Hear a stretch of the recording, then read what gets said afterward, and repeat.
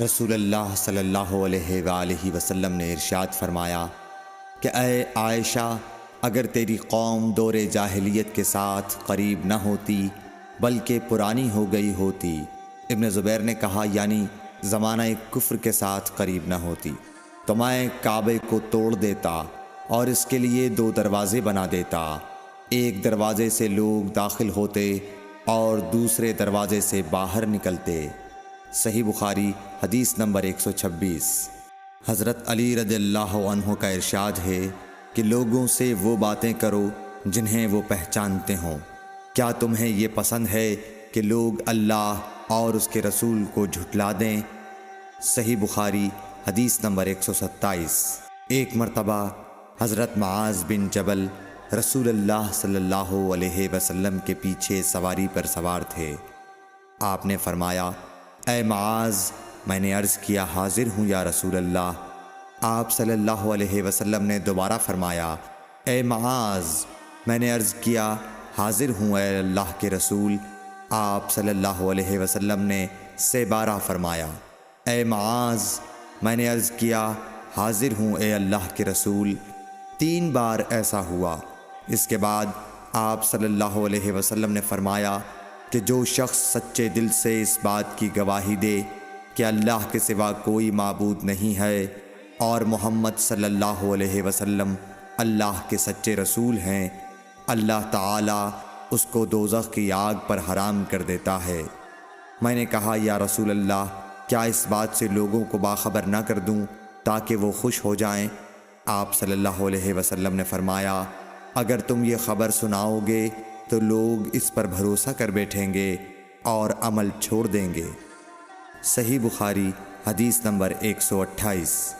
رسول کریم صلی اللہ علیہ وسلم نے ایک روز معاذ رضی اللہ عنہ سے فرمایا کہ جو شخص اللہ سے اس کیفیت کے ساتھ ملاقات کرے کہ اس نے اللہ کے ساتھ کسی کو شریک نہ کیا ہو، وہ یقیناً جنت میں داخل ہوگا۔ معاذ بولے، یا رسول اللہ، کیا میں اس بات کی لوگوں کو بشارت نہ سنا دوں؟ آپ صلی اللہ علیہ وسلم نے فرمایا، نہیں، مجھے خوف ہے کہ لوگ اس پر بھروسہ کر بیٹھیں گے۔ صحیح بخاری حدیث نمبر 129۔ ام سلیم نامی ایک عورت رسول کریم صلی اللہ علیہ وسلم کی خدمت اقدس میں حاضر ہوئیں اور عرض کیا کہ یا رسول اللہ، اللہ تعالی حق بات بیان کرنے سے نہیں شرماتا، اس لیے میں پوچھتی ہوں کہ کیا احتلام سے عورت پر بھی غسل ضروری ہے؟ آپ صلی اللہ علیہ وسلم نے فرمایا کہ ہاں، جب عورت پانی دیکھ لے یعنی کپڑے وغیرہ پر منی کا اثر معلوم ہو۔ تو یہ سن کر حضرت ام سلمہ رضی اللہ عنہا نے شرم کی وجہ سے اپنا چہرہ چھپا لیا اور کہا، یا رسول اللہ، کیا عورت کو بھی احتلام ہوتا ہے؟ آپ نے فرمایا، ہاں، تیرے ہاتھ خاک آلود ہوں، پھر کیوں اس کا بچہ اس کی صورت کے مشابہ ہوتا ہے، یعنی یہی اس کے احتلام کا ثبوت ہے۔ صحیح بخاری حدیث نمبر 130۔ رسول اللہ صلی اللہ علیہ وسلم نے ایک مرتبہ فرمایا کہ درختوں میں سے ایک درخت ایسا ہے جس کے پتے کبھی نہیں جھڑتے اور اس کی مثال مسلمان جیسی ہے، مجھے بتلاؤ وہ کیا درخت ہے؟ تو لوگ جنگلی درختوں کی سوچ میں پڑ گئے اور عبداللہ بن عمر کے دل میں آیا کہ میں بتلا دوں کہ وہ کھجور کا پیڑ ہے۔ عبداللہ کہتے ہیں کہ پھر مجھے شرم آ گئی اور میں چپ ہی رہا۔ تب لوگوں نے عرض کیا، یا رسول اللہ، آپ ہی خود اس کے بارے میں بتلائیے۔ آپ نے فرمایا، وہ کھجور ہے۔ عبداللہ کہتے ہیں کہ میرے جی میں جو بات تھی وہ اپنے والد حضرت عمر رضی اللہ عنہ کو بتلائی۔ وہ کہنے لگے کہ اگر تو اس وقت کہہ دیتا تو میرے لیے ایسے قیمتی سرمایہ سے زیادہ محبوب ہوتا۔ صحیح بخاری حدیث نمبر 131۔ رسول اللہ صلی اللہ علیہ وسلم نے ایک مرتبہ فرمایا کہ درختوں میں سے ایک درخت ایسا ہے جس کے پتے کبھی نہیں جھڑتے اور اس کی مثال مسلمان جیسی ہے، مجھے بتلاؤ وہ کیا درخت ہے؟ تو لوگ جنگلی درختوں کی سوچ میں پڑ گئے اور عبداللہ بن عمر کے دل میں آیا کہ میں بتلا دوں کہ وہ کھجور کا پیڑ ہے۔ عبداللہ کہتے ہیں کہ پھر مجھے شرم آ گئی اور میں چپ ہی رہا۔ تب لوگوں نے عرض کیا یا رسول اللہ آپ ہی خود اس کے بارے میں بتلائیے۔ آپ نے فرمایا وہ کھجور ہے۔ عبداللہ کہتے ہیں کہ میرے جی میں جو بات تھی وہ اپنے والد حضرت عمر رضی اللہ عنہ کو بتلائی۔ وہ کہنے لگے کہ اگر تو اس وقت کہہ دیتا تو میرے لیے ایسے ایسے قیمتی سرمایے سے زیادہ محبوب ہوتا۔ صحیح بخاری حدیث نمبر 131۔ حضرت علی رضی اللہ تعالی عنہ سے روایت ہے کہ میں ایسا شخص تھا جسے جریان مزی کی شکایت تھی، تو میں نے اپنے شاگرد مقداد کو حکم دیا کہ وہ رسول اللہ صلی اللہ علیہ وسلم سے دریافت کریں، تو انہوں نے آپ صلی اللہ علیہ وسلم سے اس بارے میں پوچھا۔ آپ صلی اللہ علیہ وسلم نے فرمایا کہ اس مرض میں غسل نہیں ہے، ہاں وضو فرض ہے۔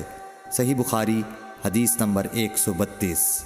ایک آدمی نے مسجد میں کھڑے ہو کر عرض کیا یا رسول اللہ آپ ہمیں کس جگہ سے احرام باندھنے کا حکم دیتے ہیں؟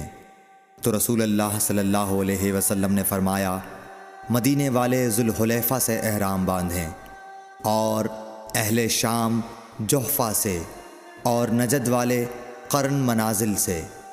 ابن عمر نے فرمایا کہ لوگوں کا خیال ہے کہ رسول اللہ صلی اللہ علیہ وسلم نے فرمایا کہ یمن والے یلملم سے احرام باندھیں، اور ابن عمر کہا کرتے تھے کہ مجھے یہ آخری جملہ رسول اللہ صلی اللہ علیہ وسلم سے یاد نہیں۔ صحیح بخاری حدیث نمبر 133۔ ایک شخص نے آپ صلی اللہ علیہ وسلم سے پوچھا کہ احرام باندھنے والے کو کیا پہننا چاہیے؟ آپ صلی اللہ علیہ وسلم نے فرمایا کہ نہ قمیص پہنے، نہ صافہ باندھے، اور نہ پاجامہ، اور نہ کوئی سرپوش اوڑھے، اور نہ کوئی زعفران اور ورس سے رنگا ہوا کپڑا پہنے، اور اگر جوتے نہ ملیں تو موزے پہن لے، اور انہیں اس طرح کاٹ دے کہ ٹخنوں سے نیچے ہو جائیں۔ صحیح بخاری حدیث نمبر 134۔ رسول اللہ صلی اللہ علیہ وسلم نے فرمایا کہ جو شخص حدث کرے اس کی نماز قبول نہیں ہوتی جب تک کہ وہ دوبارہ وضو نہ کر لے۔ حضرموت کے ایک شخص نے پوچھا کہ اے ابو ہریرہ حدث ہونا کیا ہے؟ آپ نے فرمایا پخانے کے مقام سے نکلنے والی آواز والی یا بے آواز والی ہوا۔ صحیح بخاری حدیث نمبر 135۔ رسول اللہ صلی اللہ علیہ وآلہ وسلم نے فرمایا کہ میری امت کے لوگ وضو کے نشانات کی وجہ سے قیامت کے دن سفید پیشانی اور سفید ہاتھ پاؤں والوں کی شکل میں بلائے جائیں گے، تو تم میں سے جو کوئی اپنی چمک بڑھانا چاہتا ہے تو وہ بڑھا لے، یعنی وضو اچھی طرح کر لے۔ صحیح بخاری حدیث نمبر 136۔ رسول کریم صلی اللہ علیہ وسلم سے شکایت کی گئی کہ ایک شخص ہے جسے یہ خیال ہوتا ہے کہ نماز میں کوئی چیز یعنی ہوا نکلتی معلوم ہوئی ہے۔ آپ صلی اللہ علیہ وسلم نے فرمایا کہ نماز سے نہ پھرے یا نہ مڑے جب تک آواز نہ سنے یا بو نہ پائے۔ صحیح بخاری حدیث نمبر 137۔